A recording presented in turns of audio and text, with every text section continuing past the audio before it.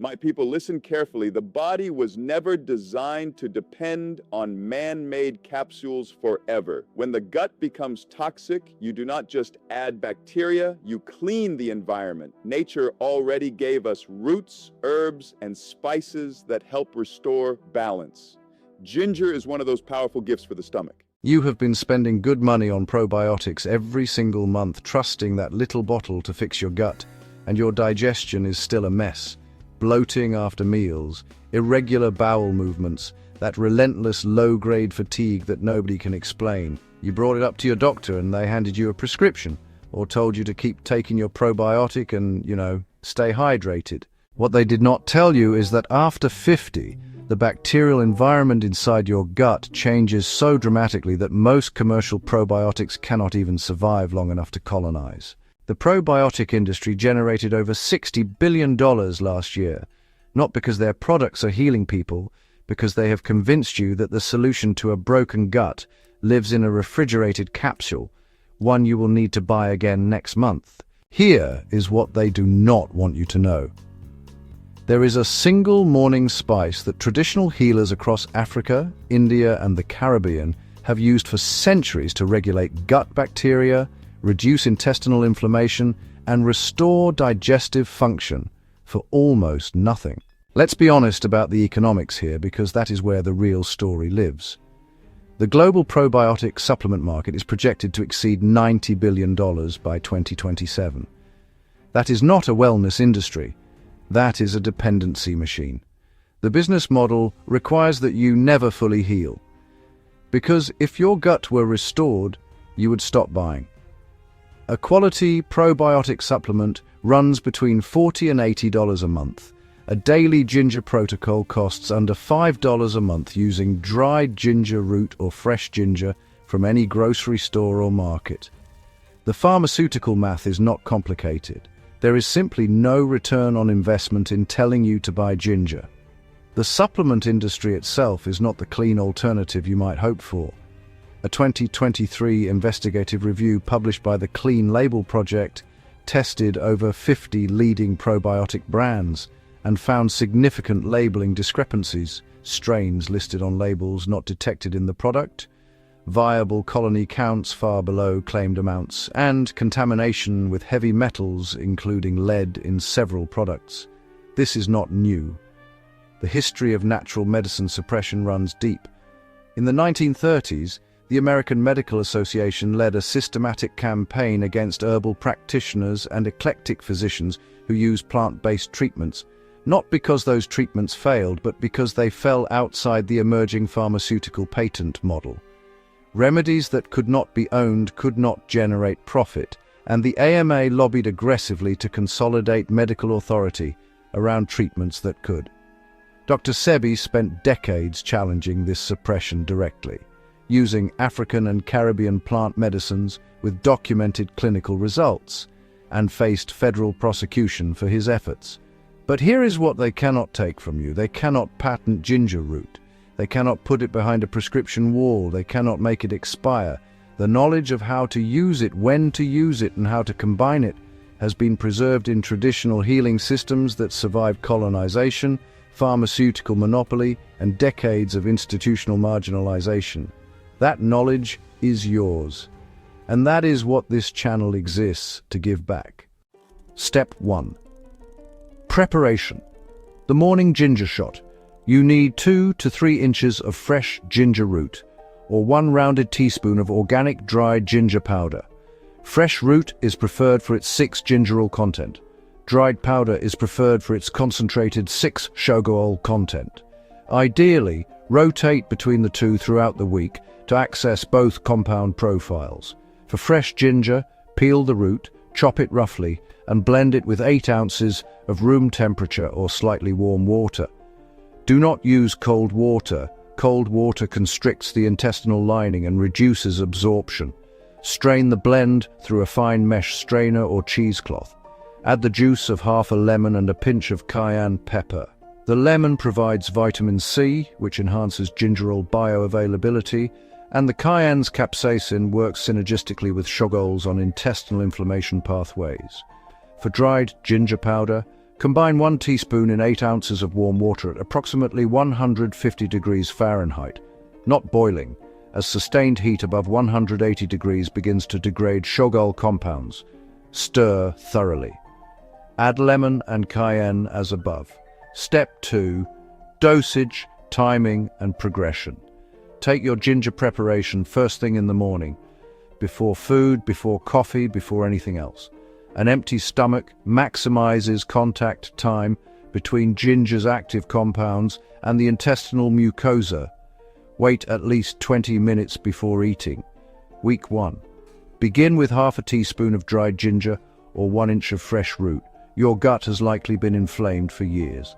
Introducing any potent anti-inflammatory too aggressively can trigger a detox response, temporary increased bloating, or changes in stool frequency as your microbial population shifts. This is not harm, it is recalibration.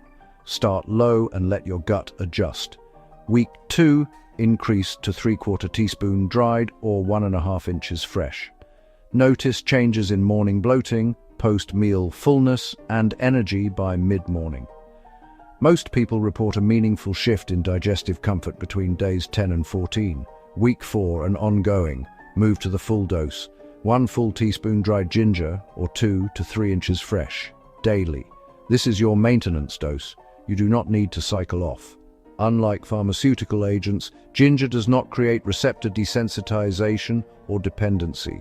Who should exercise caution? Individuals on blood-thinning medications, including warfarin, should consult a practitioner before using therapeutic doses of ginger, as ginger has mild anticoagulant properties. People with active gallstones should proceed carefully, as ginger stimulates bile flow, which can temporarily exacerbate gallstone discomfort. Pregnant women in the first trimester should limit ginger to culinary amounts. If you experience persistent sharp abdominal pain or rectal bleeding at any point, discontinue and seek medical evaluation. Those are symptoms that require direct assessment. Step 3. Enhancement stacking. Combine your morning ginger with black seed oil, Nigella sativa, at a dosage of 1 teaspoon taken immediately after. Thymoquinone, the primary active compound in black seed oil, works through complementary anti-inflammatory pathways targeting COX-2 enzyme activity, while ginger operates primarily through NF-kappa B suppression. These two mechanisms stack without redundancy, giving you broader gut inflammation coverage than either alone. For viewers managing suspected intestinal permeability, symptoms like food sensitivities, joint pain that correlates with gut flares, or skin conditions that worsen with certain foods, add 1 tablespoon of aloe vera inner leaf gel to your ginger preparation. Aloe's ace-mannan compound directly supports the regeneration of intestinal goblet cells, which produce the mucus lining that your gut wall depends on. This is a 3-ingredient protocol that targets the gut lining from 3 distinct biological angles simultaneously. Pro tip.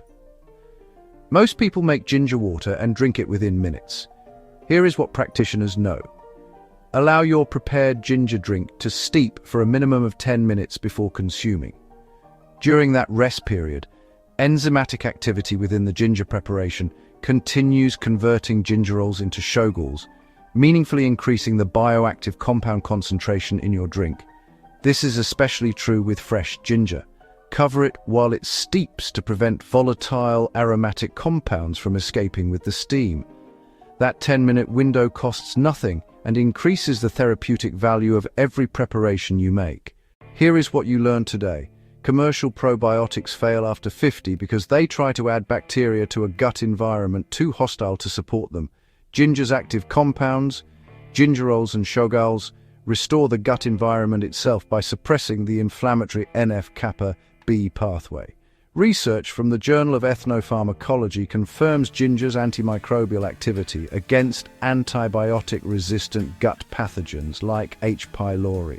A 2019 human trial showed ginger supplementation increased beneficial lactobacillus and bifidobacterium populations without any probiotic capsule.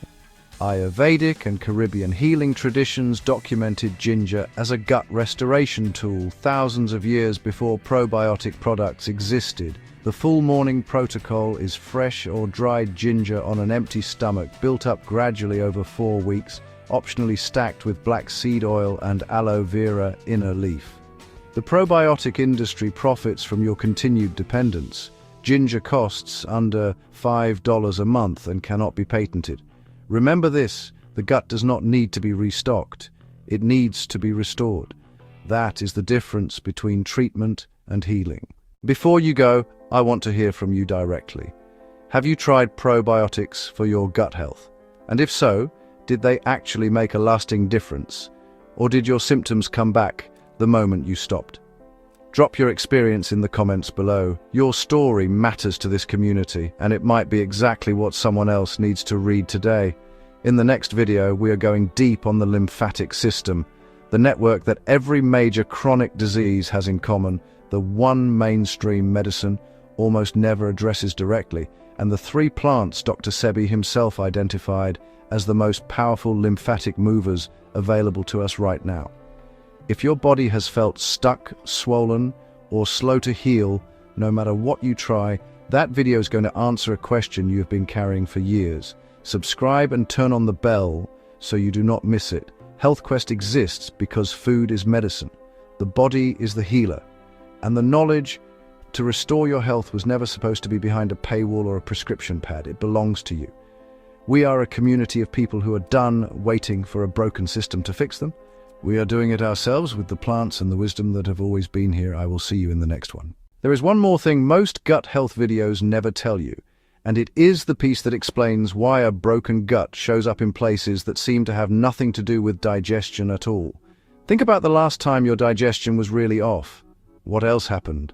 Did your mood flatten out? Did anxiety spike? Did your skin break out or flare up? Did your joints ache more than usual? That is not coincidence. That is your gut talking to every other system in your body, and what it was saying was not good. Your gut and your brain are in constant two-way communication through what researchers now call the gut-brain axis, a direct signaling highway that runs through the vagus nerve, your enteric nervous system, and a cascade of neurotransmitters that your gut produces in greater quantities than your brain does. 95% of your body's serotonin, the compound mainstream medicine sells you antidepressants to boost, is manufactured in your intestinal lining, not in your brain, in your gut. So when your gut lining is inflamed and your microbial community is disrupted, serotonin synthesis drops. It does not stay in your gut. That deficit travels. You feel it as low mood, irritability, difficulty sleeping, and a sense of flat emotional numbness that no one can explain on a blood panel because mainstream medicine is not looking for it there. This is where ginger's impact reaches far beyond digestion. A 2020 study in the journal Phytotherapy Research examined ginger extract's effects on serotonin receptor activity in the gut lining. The researchers found that gingerols directly interact with 5-HT3 receptor sites, the same receptors targeted by a class of anti-nausea pharmaceuticals called cetron drugs, which are given to chemotherapy patients at hundreds of dollars per dose. Ginger was modulating those exact same receptor pathways for pennies. The skin connection runs through the same route. Your skin microbiome and your gut microbiome communicate through a channel researchers call the gut-skin axis. When intestinal permeability is elevated, when that gut lining is leaking, bacterial fragments called lipopolysaccharides enter systemic circulation. The immune system responds with a body-wide inflammatory signal. That signal reaches your skin. It presents as acne in your 30s, rosacea in your 40s, eczema flares in your 50s, and slow-healing skin in your 60s. Dermatologists treat the surface. The fire is underground. So, a 2018 paper in the Journal of Clinical Gastroenterology documented that patients with chronic skin conditions, including psoriasis and atopic dermatitis, showed measurably higher intestinal permeability markers compared to controls before any skin-directed treatment. Treat the gut and, well, the skin changes. Not always immediately, but, consistently over 6 to 12 weeks as the lining rebuilds and the inflammatory signal quiets down. This is exactly what Ginger's NF-κB suppression accomplishes systemically. It doesn't just quiet inflammation in the intestinal wall, it actually reduces the total inflammatory burden that your body is managing, which in turn frees up immune resources that were tied up fighting a war on your gut lining. What to add to your protocol for gut-brain-skin support? If mood, sleep, or skin are part of your picture alongside gut symptoms, you'll want to extend the morning protocol with 2 additional elements. First, add 1 teaspoon of raw, unpasteurized apple cider vinegar, with the mother still intact, to your morning ginger preparation. The acetic acid in raw apple cider vinegar supports gastric acid production, which, by the way, your body naturally produces less of after the age of 50. Adequate gastric acid is essentially the first line of defense against pathogenic bacteria in the upper GI tract, and it's the environment your gut needs to properly break down proteins before they reach the lower intestine. Undigested protein in the colon is one of the primary fuel sources for putrefactive bacteria, the species that produce the gas, the bloat, and those inflammatory byproducts that drive systemic symptoms. Second, in the evening, take 1 tablespoon of ground flaxseed in 8 ounces of water about 30 minutes before your last meal. Flaxseed's soluble fiber, mainly lignans and mucilage, acts as a prebiotic substrate, feeding the butyrate-producing bacteria your morning ginger protocol is working to cultivate. This creates a morning-to-evening rhythm. Ginger in the morning lowers the inflammatory barrier. Flaxseed in the evening provides the raw material for beneficial bacterial growth overnight. The 2 interventions work in sequence, not in parallel. That's really the difference between taking a single remedy and building a gut restoration system. One ingredient treats a symptom. A sequenced protocol, on the other hand, addresses the root conditions at multiple points across the day, works with your body's natural rhythms, and actually compounds its effect week over week. A final word on patience and progress. The gut did not break overnight. If you are over 50 and your digestion has been struggling for, let's say, a decade, you're not going to feel transformed in 48 hours. Give this protocol 8 weeks of genuine consistency before you judge it. 8 weeks. In week 1 and 2, you may feel worse before you feel better. That is, the microbial shift happening in real time, pathogenic bacteria dying off, beneficial bacteria gaining ground, the intestinal wall beginning to seal. Your body is doing real work. Trust the process and don't abandon it just because the first week felt uncomfortable. By week 4, most people report 3 consistent changes. Morning bloating is reduced, energy in the first 2 hours after waking is noticeably higher, and the mental fog that, honestly, you might have stopped noticing because it felt normal, begins to lift. By week 8, the skin changes often become visible to other people before they become obvious to you. The body wants to heal. That isn't a spiritual claim, it's biology.